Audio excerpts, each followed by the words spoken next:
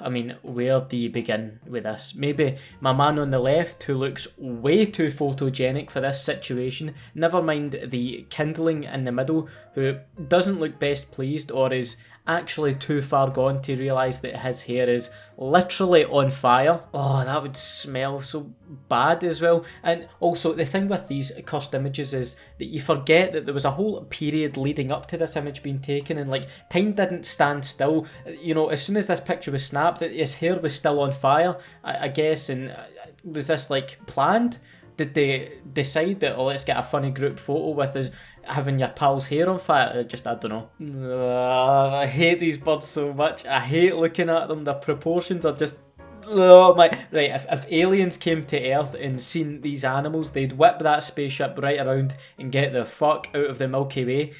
Look at the size of them. These are called marabout storks, by the way, just in case you're the type of madman who wants to go look up even more pictures of them. And pretty much every picture of them is cursed.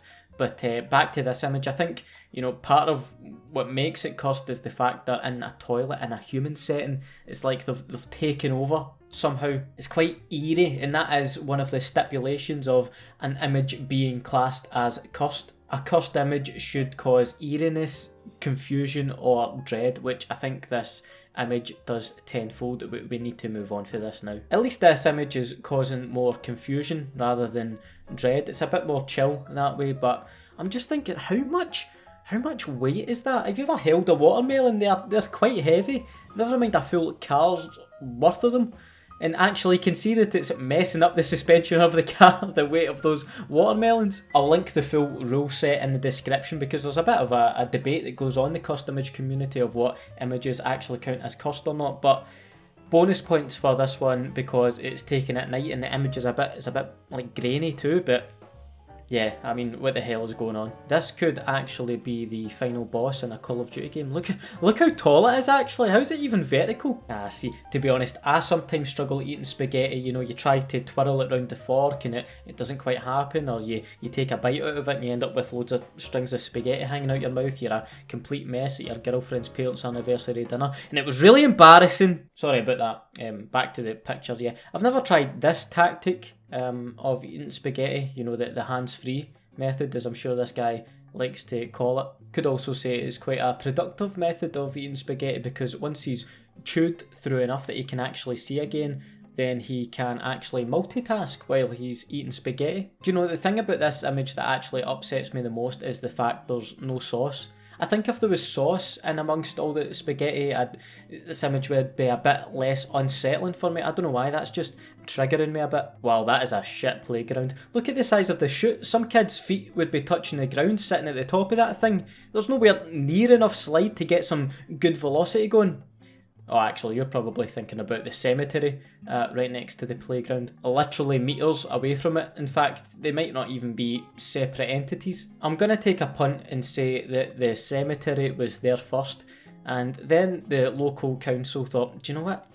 Cemeteries, graveyards, they're a bit sad, aren't they? A bit of a buzzkill. So let's put a kid's playground in one. That's just one theory. My other is that the playground might actually be a gravestone in itself. I mean, who's to say that the inventor of kids' playgrounds isn't buried in that cemetery, and that's what they chose to be their gravestone? What kind of person do you need to be to come up with and take this picture? You know, that could be your friend that's taking that picture. The person who made this is walking among us in the general public. Makes me think we are at a danger. Be careful out there, that's all I'm saying. Especially if you're out at night and this cursed snowman is on the loose. Right, here's a scenario. Can you imagine a noise wakes you up around 3 AM outside and you open your curtains to see this thing staring at you? You'd shit yourself so hard your arse would turn inside out. And I can't actually tell if this is real or not. If it's not real, it's a very good Photoshop. And if it is real, I'm wondering if this snowman, or snow abomination, if it needed scaffolding around it to be built. It is some undertaking, and either way, I'm going to be having nightmares about it tonight. I also don't like how the street or the houses in the background look close enough to, you know, streets around me. So that's also filling me with dread. Never mind the lighting of it and everything. It's just making me want to click off this picture. At least this image is a little more pleasing on the eye. Not as much fear looking at this one. But yeah, of course it had to be chilly Heatwave Doritos. You know what women are like with their warm baths. You couldn't be having a, you know, a cool or a cheesy Dorito bath. That would just be ridiculous. Also, she's fooling absolutely no one if she thinks all of those Doritos came out of that one bag. But it is quite a metaphor at the same time that the bath is mostly filled with air. Oh look, this is actually quite a good representation of what it would look like if I seen that cursed snowman. That thing is full on taking off, by the way. Is this Elon Musk's latest SpaceX launch? Guess you could also call this explosive dire. Oh wait, people actually already made that joke years ago. You know, if anything, this is actually quite an impressive level of skill on show. I don't know what the soup they're meant to be eating is all about though. In fact, the more I look at it, the more I think it might be, you know, that the water noodles have been cooked in. Ugh, Furbies are creepy enough at the best of times, never mind this. One Furby is enough. Can you imagine being invited back to someone's house and then being greeted with this as you're trying to make your way to the toilet? You'd be absolutely fearing for your life. They actually look like they're peering into your soul, and I don't even want to think about them all talking as well. The more I look at this picture, the more I just want to take a baseball bat to them all. Take about 7 of them out at a time.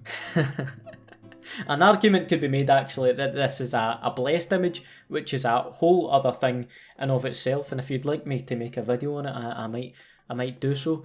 But back to this picture, what can you say about it? It's actually quite hot. Come on, mate, why are you using Windows XP as cutlery, eh? Wait a minute, zoom in on that.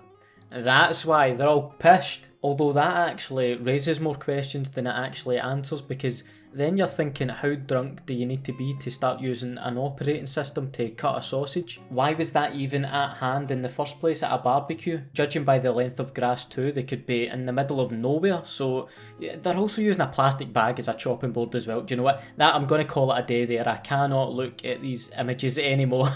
If you enjoyed this video, please do leave a like on it, and if you're new around here, consider hitting the subscribe button if your brain can still, you know, perform functions like clicking the subscribe button successfully.